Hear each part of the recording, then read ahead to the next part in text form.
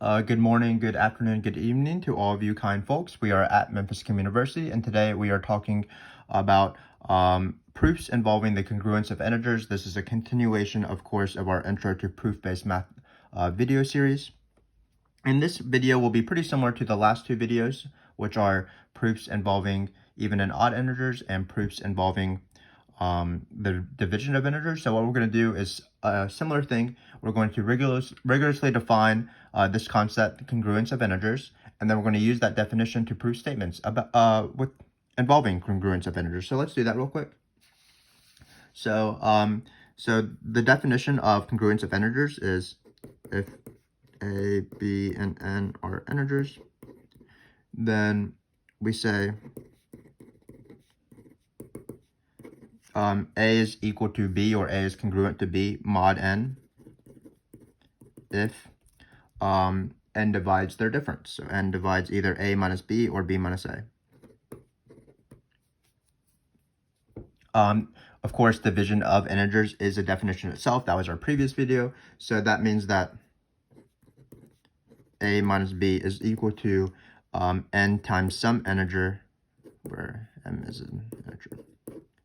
So this is a little bit different because the definition of congruence of integers includes a concept that also needs to be defined, but that's just division, so it's not too bad. So let me get, some of you might be aware of congruence of integers either through a previous math class or like math competitions and things like that. But again, what it means is that a is equal to b, or a is congruent to b mod n if n divides the difference of these two numbers. Also, another way to say that is if a and b share the remainder when divided by n. So let's look at a few examples of this. So let's take, for example, 7 is congruent to 16 mod 3. Well, why is this true? Well, 16 minus 7 is equal to 9, and 3 divides 9. Another way to think about this is notice the remainder is the same when you divide by 3. So they both share remainder 1, I believe, because 7 divided by 3 is 2 with remainder 1, and then 16 divided by 3 is 5 with remainder 1. So they share the same remainder. Another example of this is 22 is equal to 6 mod 4. Again, let's see if this holds for this definition. Well, 22 minus 6 is 16, and 4 divides 16. Another thing is that these two share the same remainder. They both share the remainder 2 when divided by 4. Finally, let's do another one. So let's do 31 is equal to 45 mod 7. So again, 45 minus 31 is equal to 14. 7 divides 14. So 7 divides 45 minus 31. Great. Also, 45 minus 31, 14 being 7 times 2. So that's why it divides it. And then also they share the same remainder. When you divide by 7, it looks like you get remainder 3 on both sides. And that's modulo. So what's the purpose of modulo? Obviously 31 doesn't equal 45 in like a normal context, but what we want to do is we want to compare different integers and sort of get a relationship to them even if they don't have perfect equality. So what we're doing is we're going to be actually grouping the integers in certain classes, which will eventually be called equivalence classes. So basically we're going to group every single number that has the same remainder, say remainder 1 when divided by 4, and then remainder 2 divided by 3. So we have mod 3. We're going to try to group all the numbers that 3 divides. Then we're going to try to group all the numbers together that 3, when divided by 3, you have remainder 1, and then when divided by 3, you have remainder 2. So basically, we're just trying to group certain numbers, get some relationships amongst the integers, because we like to categorize things as human beings. But for now, what we're going to do is we are going to be proving statements with congruence of integers. And again, we will be rigorously using this definition right here. So let's do that. So we have our first statement. So this first statement says, if x is equal to 1 mod 11, then x is equal to, x squared is the same thing, 1 mod 11. Which of course means x squared is equal to mod x because of transitive property. But for now, let's just prove this one sentence. Of course, x is an integer, so we can put that here. So let's prove this. Well, again, just like with division of integers and even in odd integers, what you do is you assume this statement right here. So if x is an integer and x is equal to 1 mod 11, we are immediately going to use this fact, so we're immediately going to apply this definition to it. That means that 11 divides the difference of these two numbers.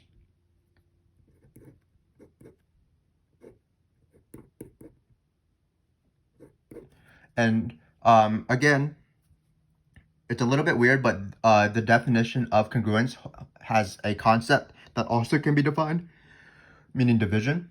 So furthermore, we are going to immediately apply the definition of division as well. So that means that x minus 1 is a multiple of 11, or that x minus 1 is equal to 11 times some integer n. We're going to just call it n. So we have done our normal thing. We have assumed something, and we have used definitions to sort of maneuver it around so that we can work with it more easily. So let's look at what we're trying to find eventually. We are going to try to find that x squared is equal to 1 mod 11. So we're basically going to be working backwards to what we just did. What we will eventually want to show is that 11 divides x squared minus 1, because that's the definition of modulo. And then we will, furthermore, we'll want to show that x squared minus 1 is equal to 11 times another integer. So that's going to be our goal.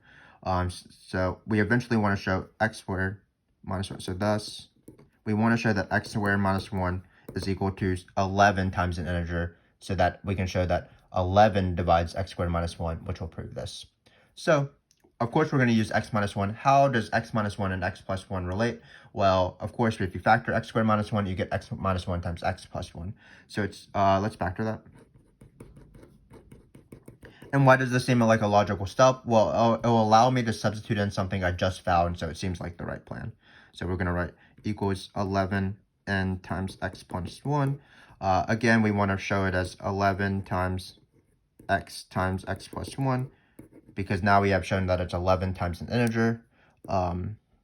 Note that x times x plus 1 is an integer. So this is the definition of divide, so we can use that definition. X squared minus 1 is equal to 11 times an integer. That means 11 divides x squared minus 1 by definition. Hopefully you can tell the difference between my 11 and my divide. So this is the number 11. We'll make my divides a little bit longer. Great. So if 11 divides x squared minus 1, well, that of course means it has fulfilled the requirements of our definition here with modulo. So that means because 11 divides the difference between these two numbers, x squared equals 1 mod 11.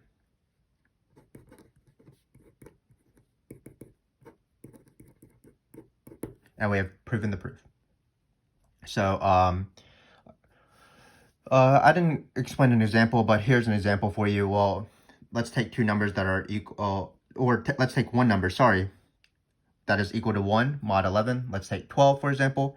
Well, 12 is equal to 1 mod 11 because they both have remainder 11 when you divide. Sorry, they both have a remainder 1 when you divide by 11. And 12 squared is 144. 144 minus 1 is 143. And 11 divides that difference as well. So this statement does hold. And again, how we did it is we applied normal proof techniques that we have learned. Basically, we have assumed something right here. That assumption has definitions. And then we used how we were able to manipulate our assumption with our definitions to prove what we want to prove, which in this case is this, which is showing that this thing fulfills the definition that we used previously.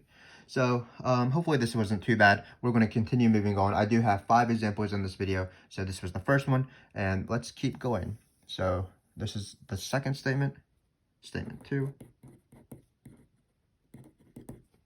Hopefully you can read everything.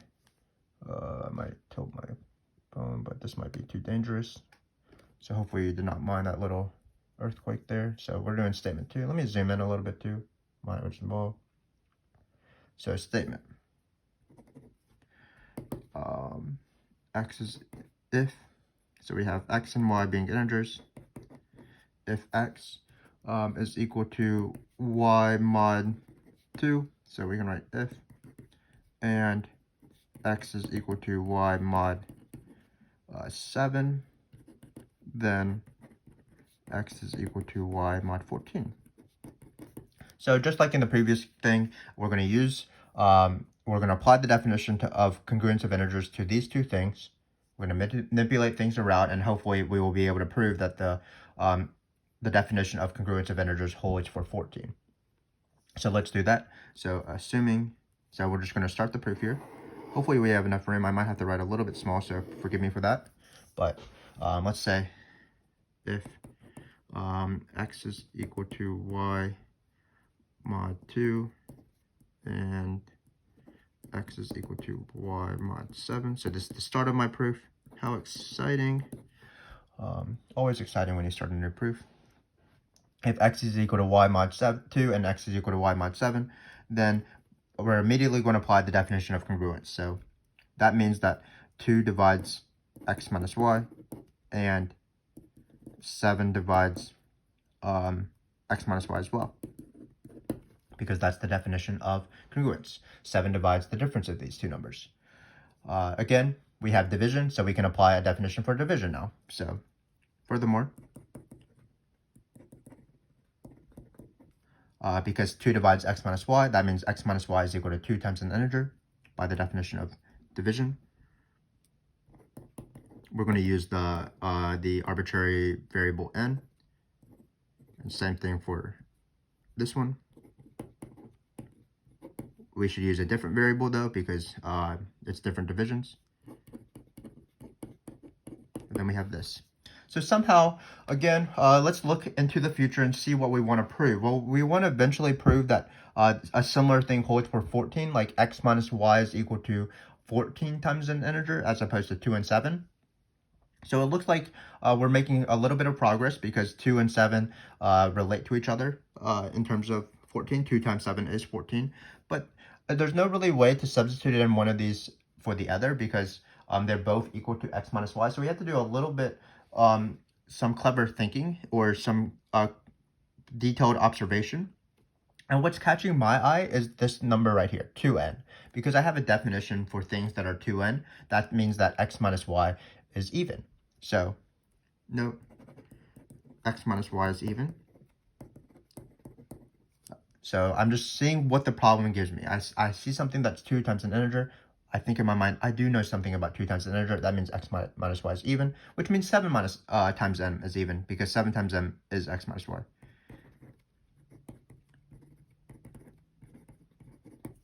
And hopefully we've done enough even in our arguments to know that if 7 times m is even, that means m is even.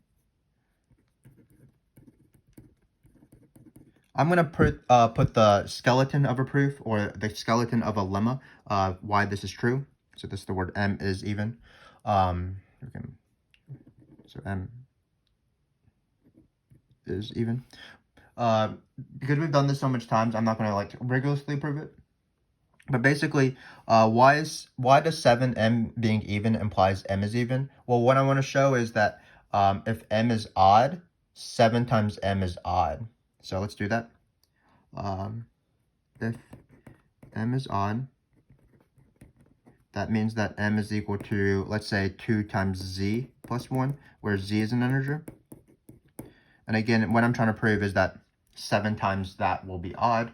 And you can actually do a more generic proof, just proving that the product of odd numbers is odd. But for now, I'm just going to do 7 times m. So 7 times m is equal to 7 times 2z plus 1. So we've done this before, of course. This is going to be equal to 14z plus 7. We're going to break it up like normal as 14z plus 6 plus 1, which is equal to 2 times 7z plus... So I said I wasn't proving this rigorously, but I guess I am right now.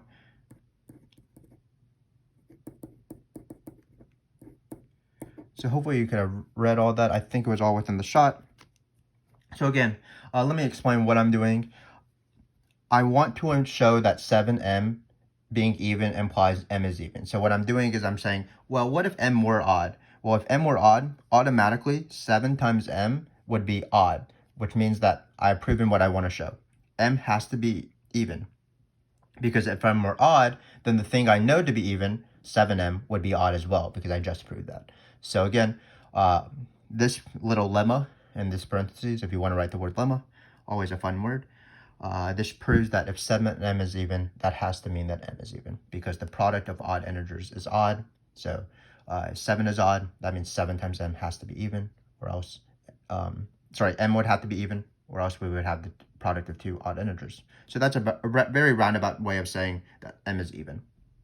So let's finish this proof. Hopefully I have enough space in this last little bit. So M being even, I'm going to immediately apply the definition of M being even. Thus, can you see in this bottom right corner, thus, is my pen dying?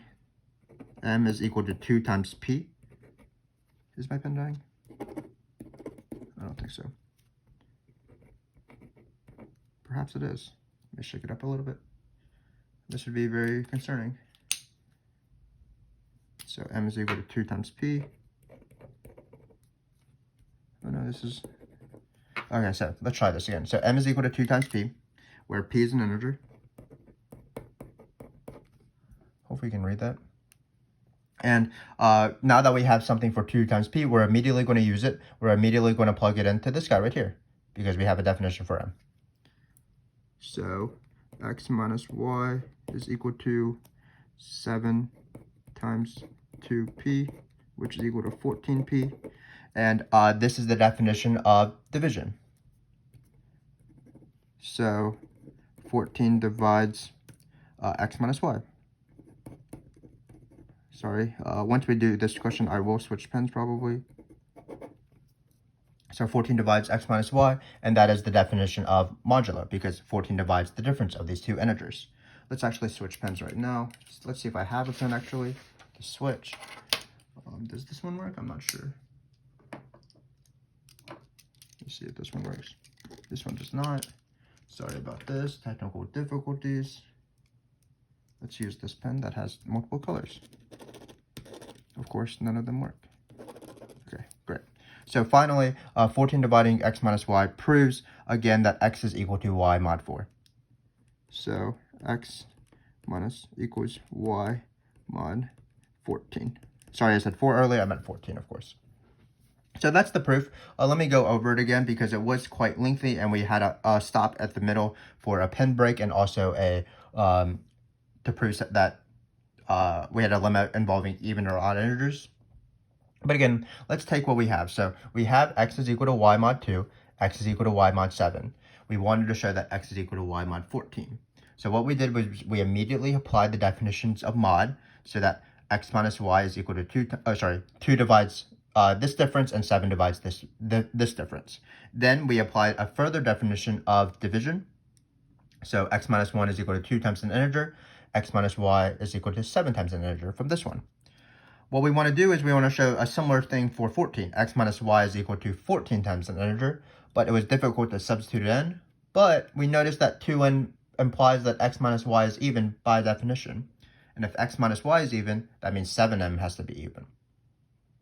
What we would have liked to show is that 7m being even implies that m is even, and that was shown because the product of two odd integers is odd, so m has to be even here in order to make 7m even.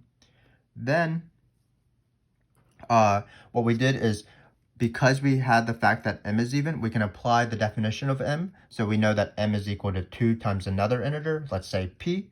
And then what we did was we substituted in 2p for m to give us 14p, which implied that x minus y is equal to 14 times an integer, meaning x minus y is a multiple of 4, or 14 divides x minus y, which is the definition of x is equal to y mod 14, because 14 divides the difference of these two integers. So hopefully you were able to follow through that those proofs, even when my pen died there.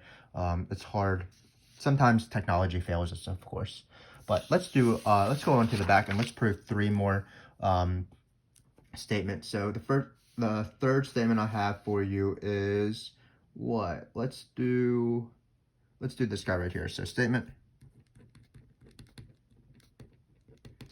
if A, B, C, D, and N. So we have a lot of integers in this case, are integers. And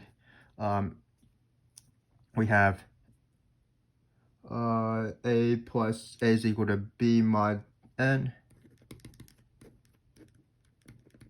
And C is equal to D mod N. The thing we are trying to prove is that A plus C, the sum of these two things, has as modular. So then A plus C, so A plus this one is equal to B plus D mod N. Great. So I'm not going to write this again. So for proofs, I'm going to say assume the given, because I'm a little bit lazy.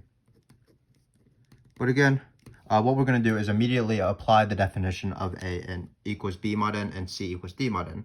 So that would show that thus for some X and Y, we need two of them because we have two statements about congruence.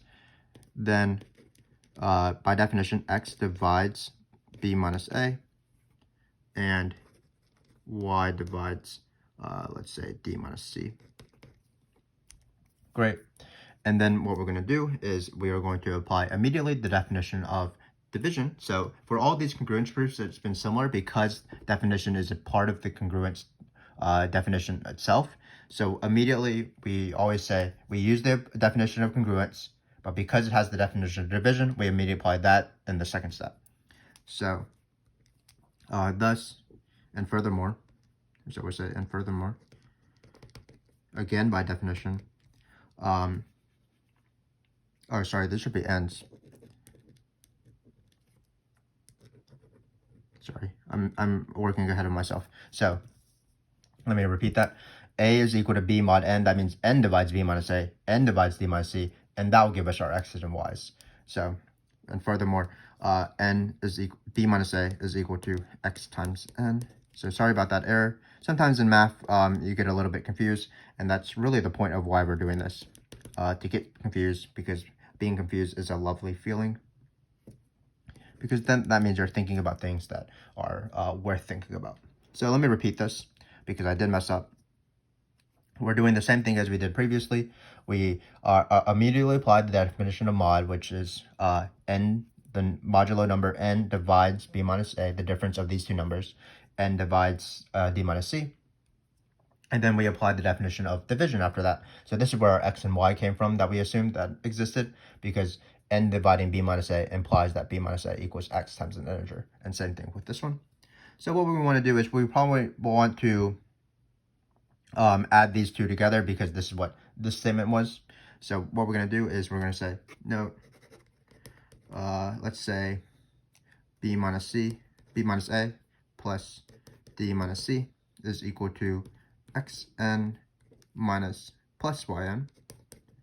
And basically what we're going to try to do is we're going to first notice that x is equal to x plus y. That's great.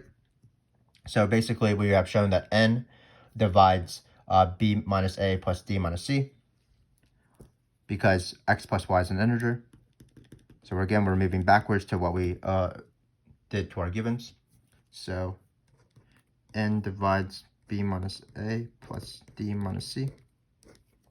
Or if n divides b minus a plus d minus c, that means that if we rearrange a few of these things, that means that n divides, so that's an arrow, divides b plus d, and then we're going to do minus, and we're going to take out a negatives here, so it's a plus c.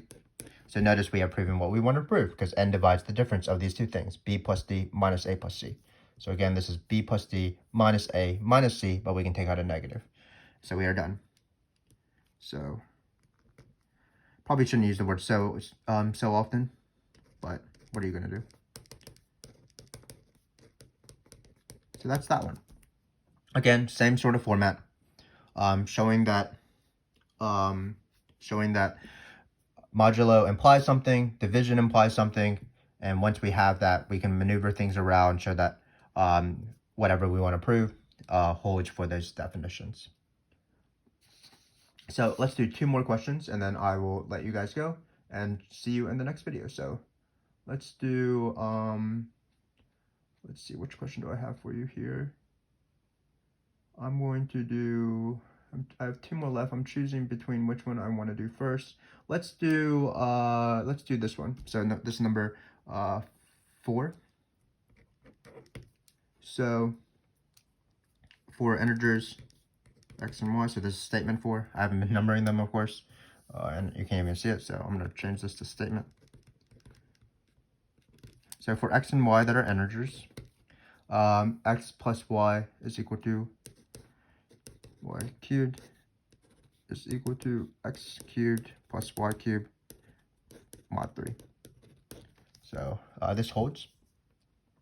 So let's do the proof. So here we don't have any sort of original modulo equations holding. So we're not going to apply anything to the givens. We're just going to say x is comma y.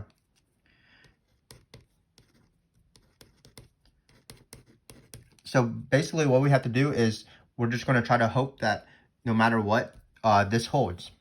And how to do that is we're going to take this guy, we're going to subtract off x cubed plus y cubed, and we're going to hope that it's 3 times an integer. So it seems like the first thing to do is to write that out. So note x plus y cubed minus, we're going to write this thing. And we're just going to algebraically manipulate this until we get to something where it's 3 times an integer. So what does the problem tell you to do? Well, there's not really much to do. There's not much offered to us. Basically, it seems like the only logical thing is to FOIL this guy out. So that's going to be x plus y times x plus y squared, or it's actually the sum of differences if you know that formula, but I really don't know it, so I'm going to write this out. So x plus y squared is, of course, x squared plus 2xy plus y squared.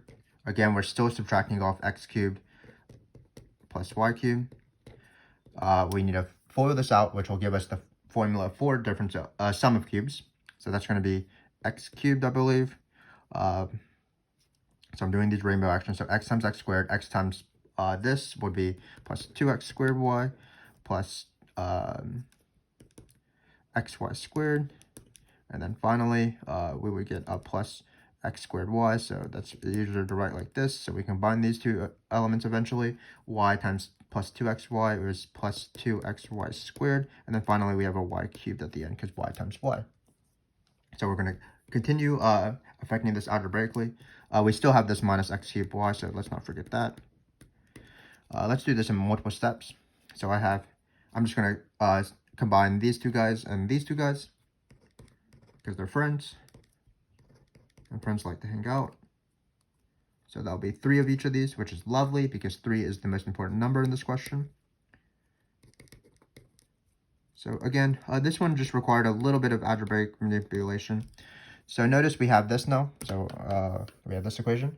And what happens when we subtract off x cubed and y cubed? Well, that's going to be kill off this guy and kill off this guy. So we're going to be left with 3x squared y plus 3xy squared. And lo and behold, this is 3 times an integer once we factored out a 3.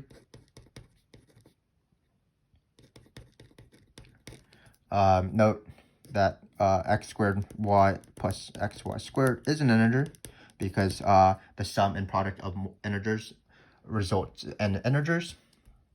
So we have proven what we would have wanted to prove because this implies, by definition, 3 divides this difference.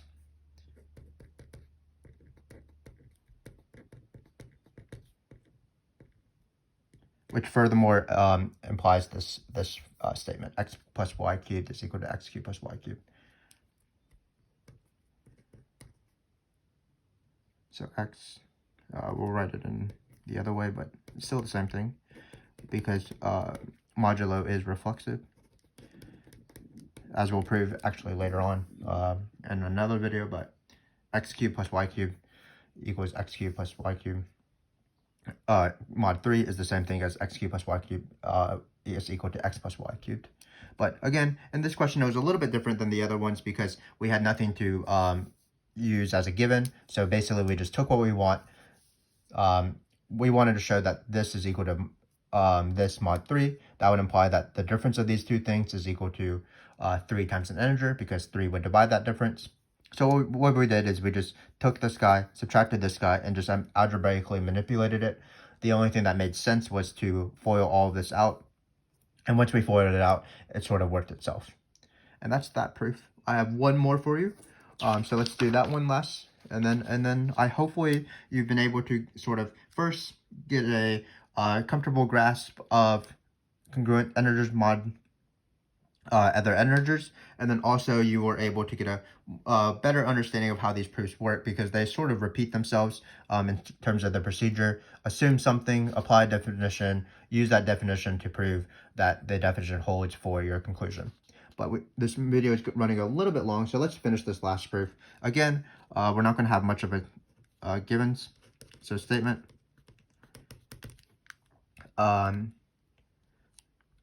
If x is an integer, then x cubed is equal to x mod 3. Pretty similar to the last one. So we can just start our proof. Let's take x being an integer, and let's try to prove this little sucker. So again, we're going to immediately apply the given. So x cubed minus x. So we're not going to immediately apply the given. There is no given to apply. We're immediately going to go for the statement. So x cubed equaling x mod 3 would imply that 3 divides x cubed minus 3. So what we want to do is we want to show that 3 divides x minus 3. Sorry, x cubed minus x. I cannot talk anymore, so forgive me as this video peters out, but we want to show that x cubed is equal to x mod 3. That implies that 3 divides the difference of these numbers, which means that 3 divides x cubed minus x. So what we want to show is that x cubed minus x is equal to 3 times an integer. So x cubed minus x, what we need to do is we need to manipulate x cubed minus x, as I'm doing right now. So how can we algebraically manipulate this? Well, we can factor it, of course. X times x squared minus 1. Looks like we have difference of squareds. So we have x times x plus 1 times x minus 1. Let me rewrite this as this, because we have to come with some sort of logical conclusion, because we're sort of done. There's nothing else to do. But unfortunately, we don't have what we want. We don't have that it's 3 times an integer to show that x cubed minus x is divided by 3, to show that x cubed is equal to x mod 3. So what are we going to do?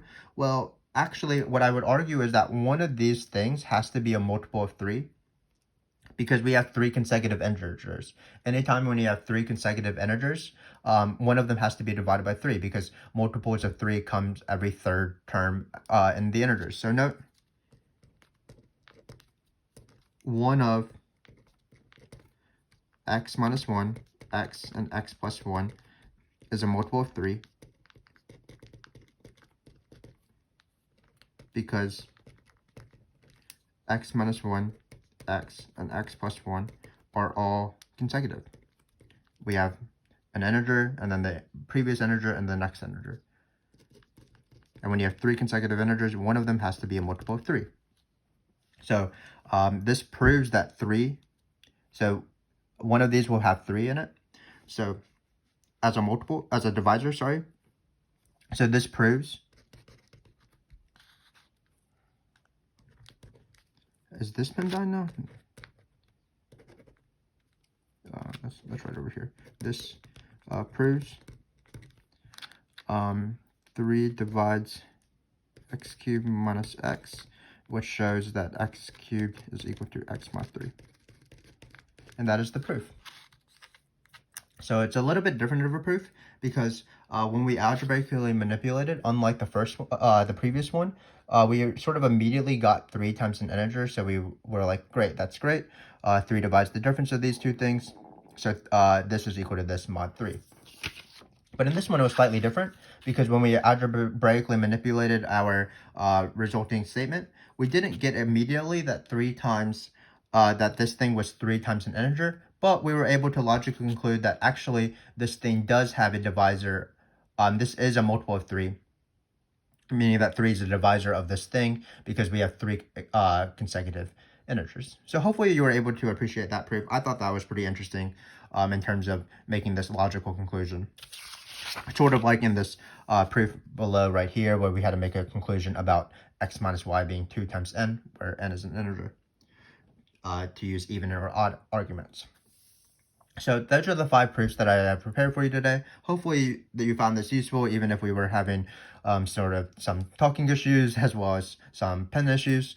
But again, congruence of integers, these proofs are a little bit harder than proofs of even or odd integers and division of integers, because congruence of integers has the definition of division of integers within it. But we still have the same idea for all 3 videos. What we did is we assumed something is true. We applied a definition to that. So we assumed something is true. We applied a definition to that. If we needed to, we would apply more definitions.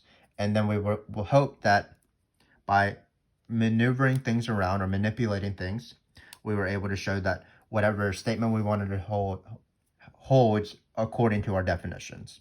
So really it's assuming something, using the definition, and then using the definition to prove something. So hopefully you enjoyed that. And you continue watching this video series, especially as we talk about different techniques on proofs. So these have been just direct proofs. We have directly proved something, but there are other proof techniques. For example, this is an example of one. This is actually proof by contradiction, because we assume that m is odd results in an absurdity, that 7m is even or odd. So if you want another more thorough review of proof by contradiction or proof by contrapositive or disproof or proof by induction, continue watching this series. I enjoy doing these videos because these videos, in my opinion, are more interesting than, like, for example, calculus and things like that, because we're starting from scratch with these definitions and we're able to discover math along the way. So I hope you continue along this journey with me, and I am perfectly happy for you to accompany me. Thanks very much. I will see you next time.